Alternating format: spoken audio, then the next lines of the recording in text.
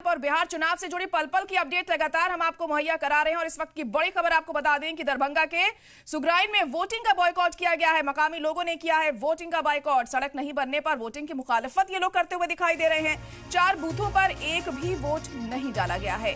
तो इस वक्त की बड़ी और अहम खबर आपको बता रहे हैं, वोटिंग का बॉयकॉट हुआ है। यहाँ पर दरभंगा के सुगराइन में वोटिंग का बॉयकॉट किया गया।